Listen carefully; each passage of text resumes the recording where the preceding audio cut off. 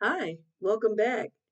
We are now in episode 7. We're looking at digital safety in the age of social media. Number one, there are dangers of oversharing personal information online. So, you want to explain to your children that sharing photos with school logos, locations, or identifying landmarks can be dangerous. We want our children to know that it is not okay online to share school photos with logos, locations, or identifying landmarks because that is dangerous. It allows that person, if they are a predator, to identify, locate you, which may not be what you want. Predators can use these details to track a child's location or identity. So that's the one thing in this episode that we want to talk about digital safety in the age of social media is our children need to know no sharing of photos, no taking pictures of body parts, no and report if someone sends you a picture of their body part. Report it immediately to your parent or someone in authority. Number 2, identifying fake profiles and catfishing techniques. Teach your children to question anyone online who asks for personal details, that shares photos too soon, or seems too good to be true. Many predators create fake profiles to gain a child's trust. So, that second thing you want to do is to teach your child to identify fake profiles and catfishing techniques. Okay.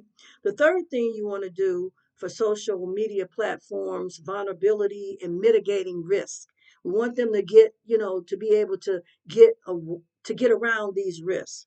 Talk about the privacy settings on social media platforms, such as setting profiles to private, disabling location services, and not accepting friend requests from strangers.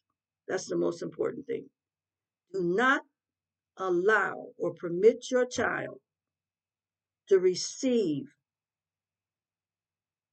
friend requests from strangers and don't allow them to accept them.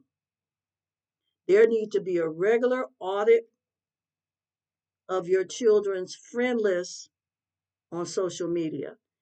And it is so important that the child trusts you so that they don't keep secrets and they know and understand that you're not monitoring and want to know everything that they're doing online just because you want to know. You're doing it because as it's your responsibility as a parent to keep them safe. That if something happens to them, that parent is going to be looked at. So many parents are blamed for things that did everything they could to protect their child, but the child was keeping secrets, which put the parent in a position where they couldn't help them. So please become your child's best friend as much as possible. Please, please. The fourth thing is the role of parents in monitoring and educating kids about online personas. As a parent, it's our responsibility to monitor and educate our children. Stay involved in your child's online life. No closing the door, going in your room, on the internet, doing anything. Anytime you're online, the door doesn't need to be closed because whatever you're doing, there's no privacy. Okay? You don't need to be taking your phone in the bathroom because I don't need you going in there taking shots of your body parts. So stay involved in your child's online life without being intrusive. Now, to me, intrusive, I'm not one of those parents that feels that if you got a child that's living under your roof that you're taking care of, that's under the age of 21, that you're taking care of, and you're asking them questions to keep them safe, there's no such thing, in my opinion. I guess I'm different because I don't feel that any of the things that we're doing or that I'm suggesting are being too intrusive. It is your responsibility as a parent to protect your child. And I don't feel that any of the things that we're doing, checking and asking them to show you who their friends are, not closing the door when they're on the internet, because you don't want your boys or girls watching pornography and doing some of these things. So the only time you usually have to close the door is when you're trying to keep a secret. So as I stated, I don't think any of these things that we're discussing are intrusive. And we need to engage in discussions about what they can post and who they're interacting with and the potential dangers of portraying certain online personas. You don't want your daughter or your son portraying themselves in ways that are provocative or that could put them in danger of being sought out by a predator. So that is all that I wanted to discuss in this episode. But you know what? I think what I'm going to do, I'm going to connect episode. I'm going to go on and go over some of the things that we were going to talk about in episode 8. In episode 8, we're talking about protecting the vulnerable children with disabilities. I think we could incorporate these two. Special consideration for protecting children with disabilities should be considered as well.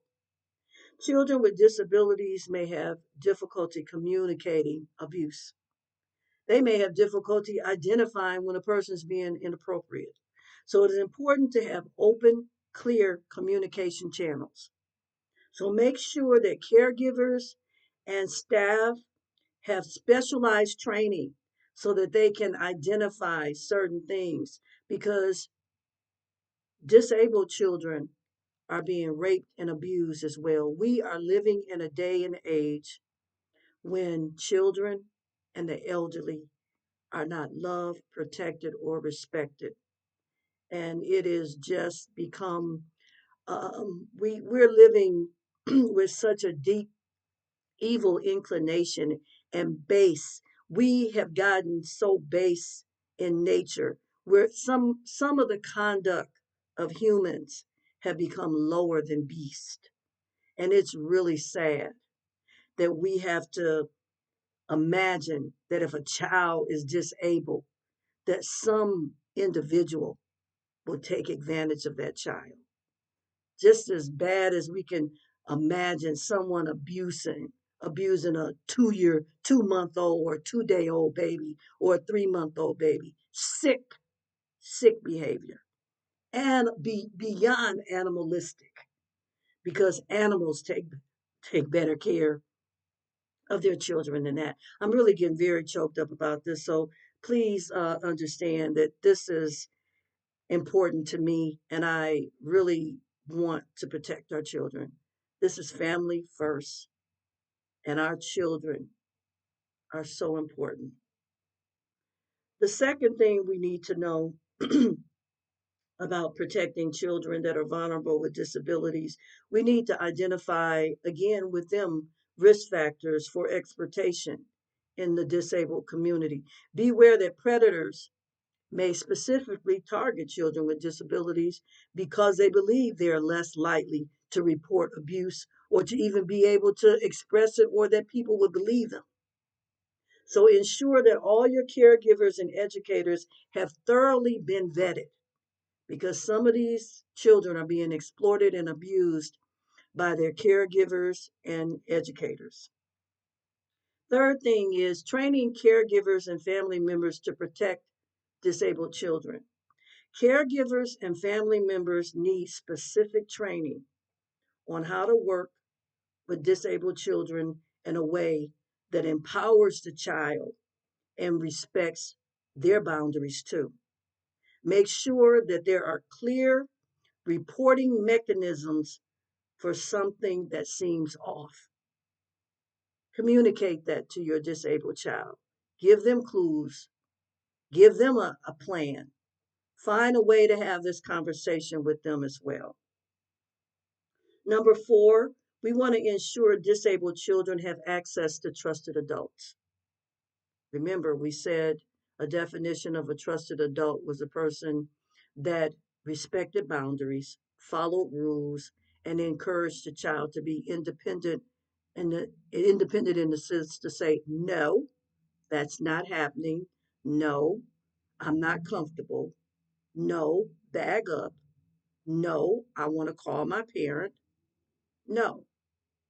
So develop a strong support network where your child has multiple trusted adults they can turn to for help. Teach them how to recognize harmful behavior. Again, with your disabled children, we could do the role playing scenarios that will let them know and give them signs during those role playing sessions of things to do to make you aware. Create symbols and signs and cards and different things, secret words to say when certain things happen to them so that you and them would know when it's occurred. Um, like I said, teach your disabled children how to recognize harmful behavior and to report it, even if it is difficult for them to communicate it. Find a way, be creative.